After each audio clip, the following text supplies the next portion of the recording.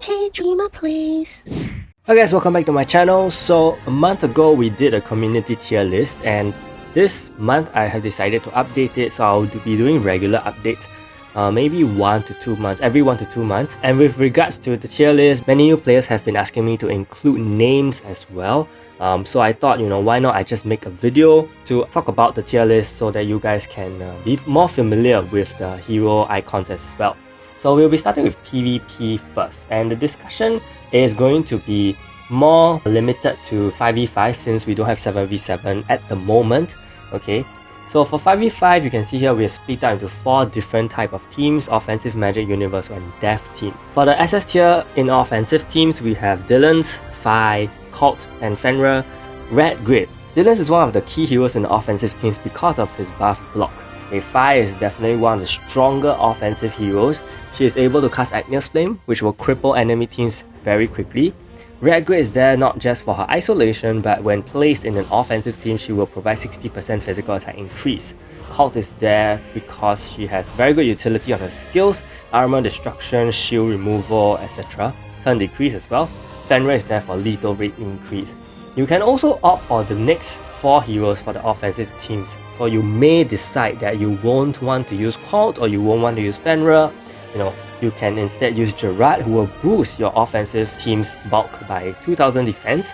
You can even use Truth for stun immunity, but she is rarely used now because her skill set doesn't provide as much utility for the offensive team as we might want.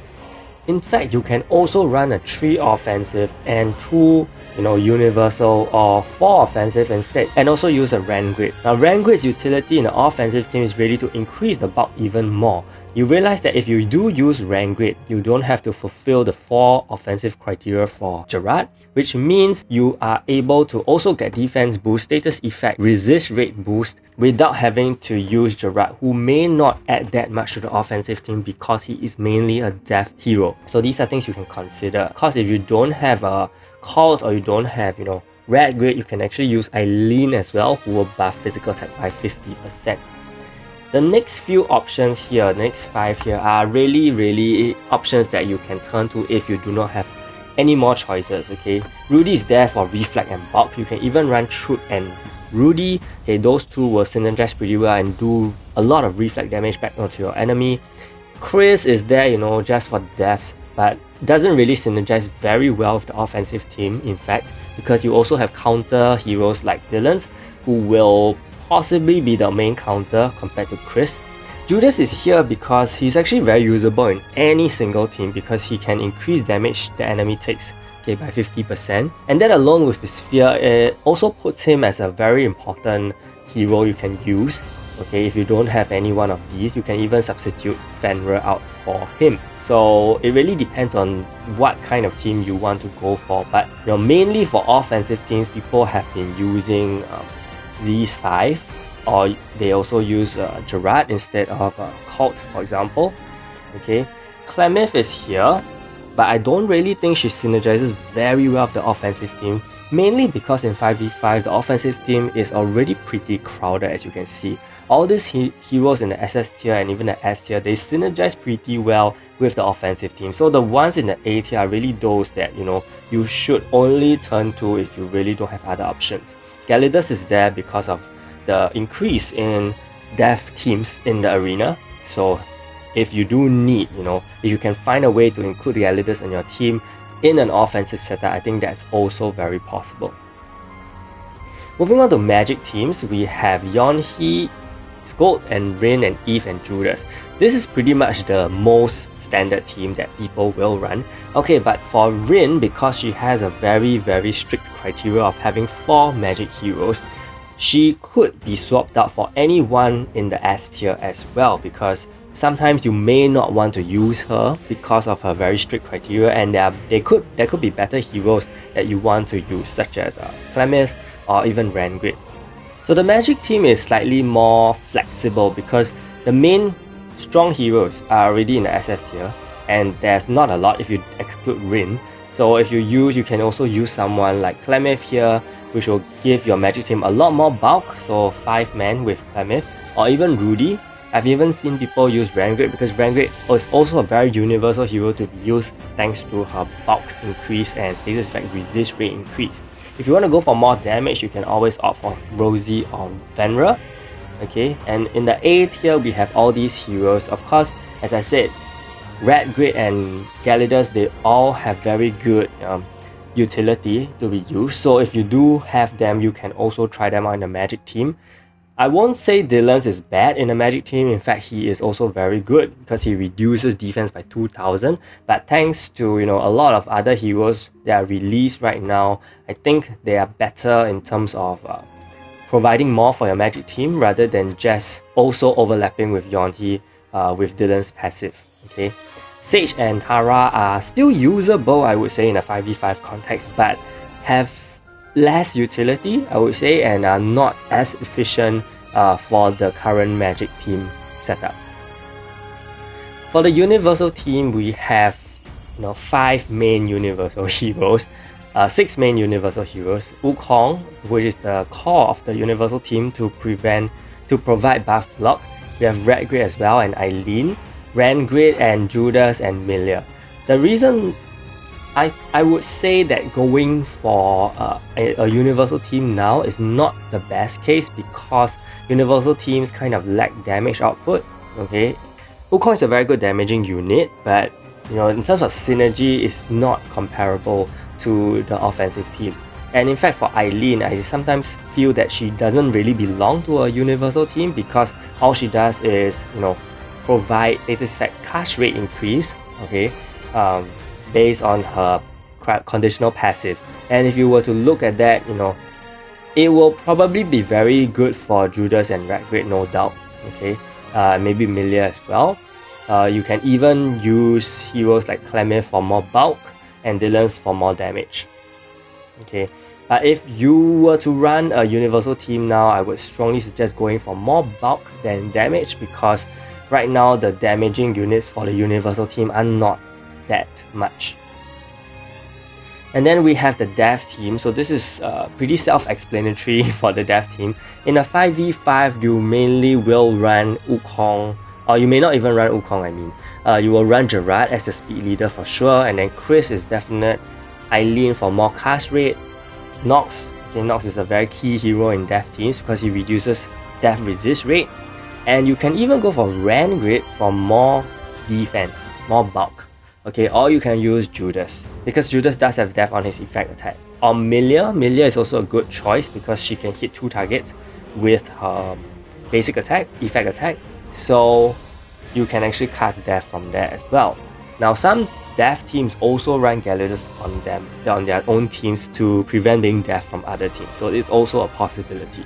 Yonhi is the weaker, I would say less used version compared to Milia because Milia ultimately is a universal type. So she's definitely going to satisfy the criteria for 3 universal heroes with Wukong if you do use Wukong as well. Okay, so these are things you can consider. I will briefly talk about the 7v7. Mainly there's some shifts whereby Rangrid is now in SS tier and Judas as well for the offensive team, Gerard as well. And then Eve also makes an appearance as a possible unit in the offensive team because in 7v7, when you run an offensive team, you can actually use 4 offensive and 3 other random units. So there's a lot more space to play around with things, which means you can use Rangrid for more bulk, Eve for lifesteal capabilities, and also healing with Clemith. Definitely Gyarados is always going to be an option. Okay, Eileen as well for Electrify. Should false because there's a lot more useful heroes that are possible on the 7v7.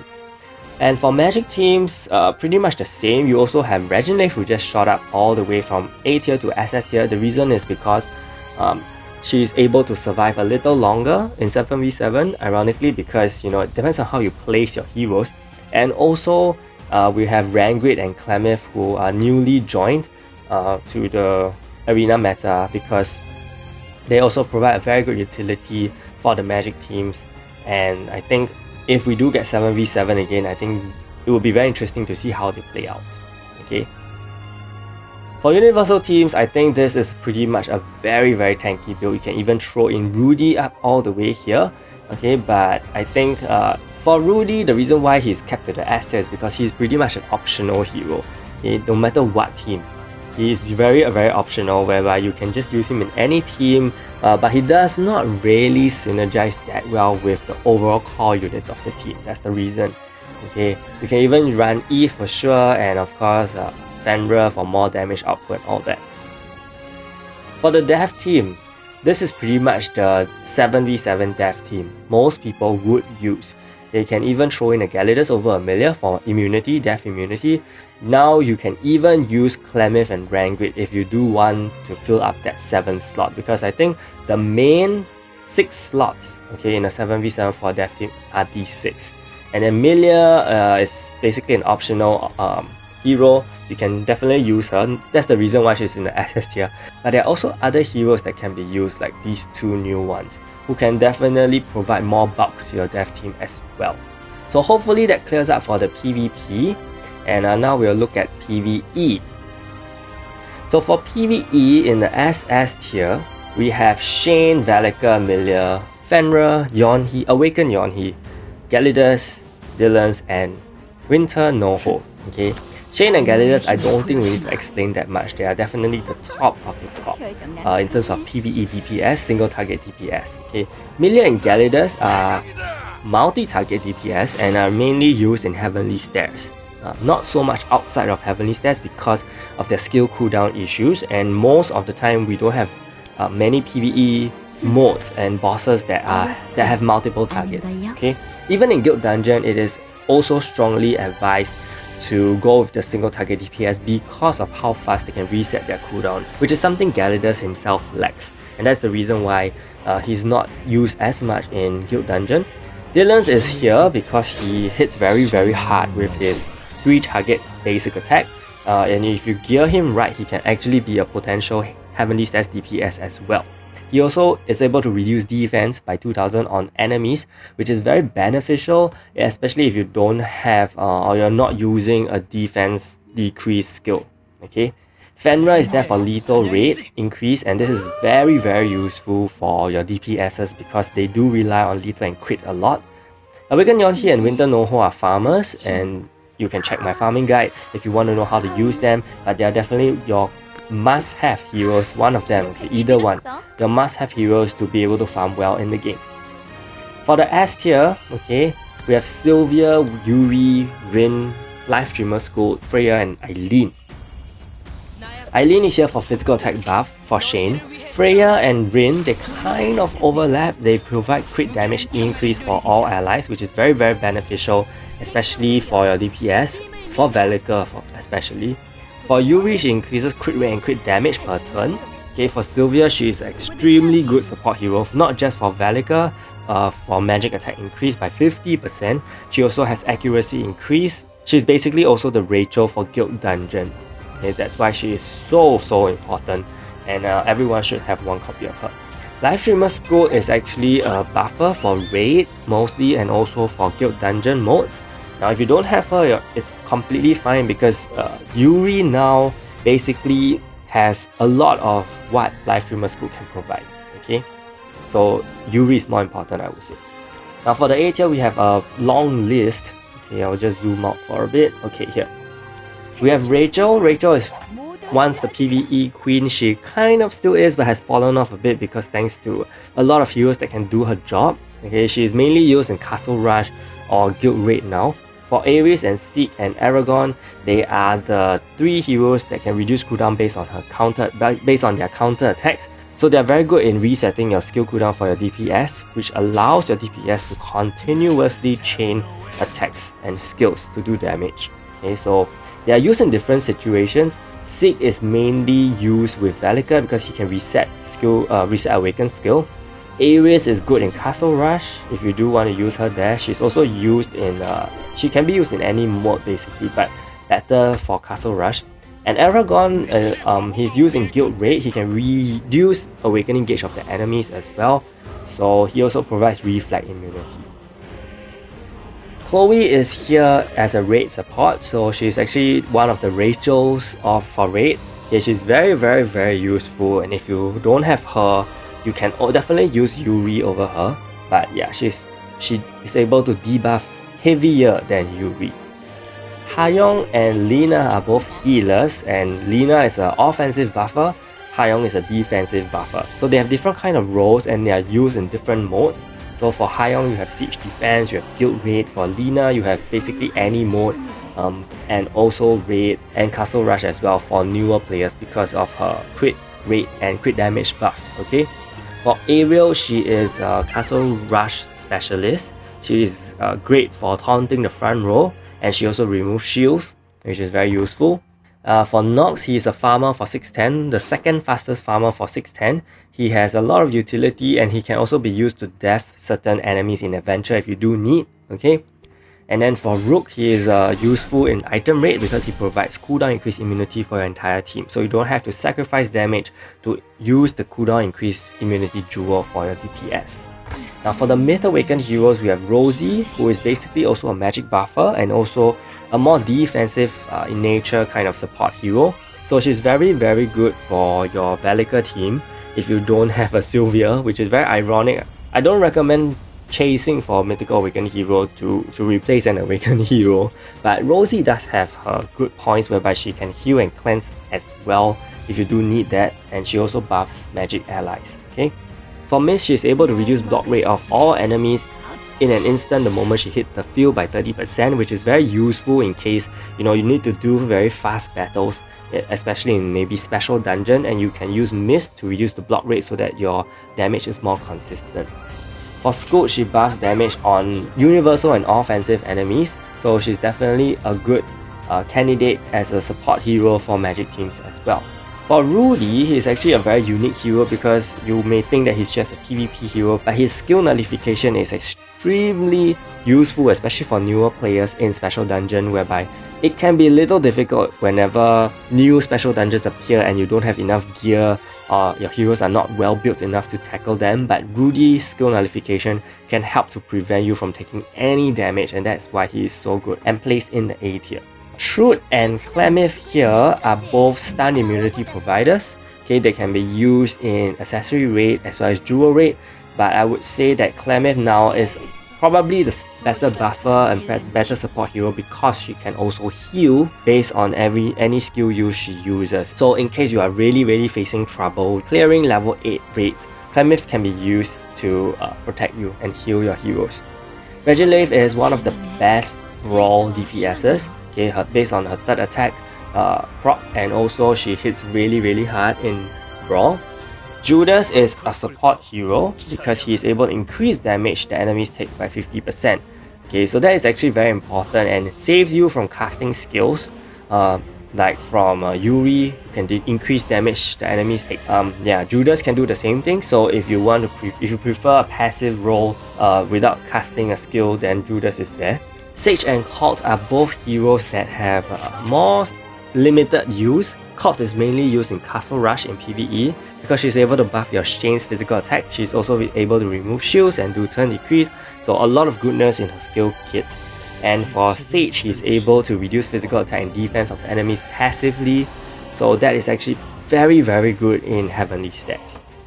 Then for the B tier, we have these heroes.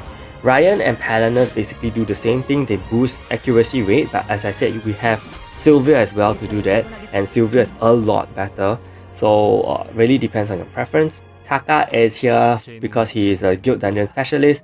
Not many people use him now, and as I mentioned, it's better to actually use the single target DPS because they do a lot more damage compared to his 3 target skill, which is not supported by Fighter Soul as well. Jave is a hero with very fast animations, so if you have seen previously in Heavenly Stairs, he is actually the one DPS that is used to clear the lower floors because of his very fast animation. Ace is here for crit rate and crit damage increase. He is actually kind of like the weaker Yuri now, but if you do have Ace and you're a newer player, Ace is definitely going to help you boost your damage output even faster because of his passive, because he has immediate application from his passive. Soy is here as a guild dungeon buffer. Okay, she boosts crit rate and lethal rate for guild dungeon. However, she's not really used right now because there are other heroes that have overtaken her as a guild dungeon buffer. Okay, so you don't really have to use her. For Nia, she is definitely one of the better farmers in the game. Okay, she was designed to be a farmer, but because we have Yonhee now, who is a much faster farmer, and even Nox is a much faster farmer, so we don't really use Nia. For Espada, she's the Rachel for Heavenly Stairs, okay, that's why she's in B, but beyond that she doesn't really have much use. Helenia is in Siege Defense, okay, that's all. For Bidam, he is a hero that provides immunity to formation change, and he has the same speed as Shane, okay, so you can actually use him compared to Da Qiao, who is in the C tier. They both provide the same kind of immunity, but Da Qiao has much higher speed than Shane. So if you do need Shane to go first, then Bidam is a better option. For the normal heroes here, we have Cleo, Victoria, Charon, and Yui. Cleo is the fastest farmer for 610, as I have mentioned many times, and I'm using her right now. For Victoria, she provides Electrify immunity, Charon stun immunity, Yui, she has silence immunity. I think burn as well, okay? And for Zahara, he's basically the poorer version of Mist. He also reduces block rate by 30%, which is really good if you need to do anything fast. Chris is actually in B tier because Death actually applies in Adventure, so if you need Death capabilities to clear things fast, even event territories by the way, so you can use Chris. Fai is here for Freeze immunity, and she's actually useful in Guild Raid. Yonhee is here for the buff blocks. This may apply sometimes as well in your Castle Rush, okay, because they cannot cast their shields in the first 6 turns only. Then we have C tier. In C tier we have Kagura, who is the poorer version of Zahara and Mist. She reduces block rate by 20%, okay, so not that much, but definitely usable if you don't have the other two in mid-awakened forms. Lee is here because he's the only hero who is able to reduce buff duration by 2 turns on his regular skill. So if you do need a hero that can reduce buff duration, maybe in special dungeon very quickly, you can use Lee. Feng Yan is here for Growth Dungeon. Okay, he can reduce HP to 1. Pretty useful, but no longer as useful due to a lot of other stronger heroes you have seen.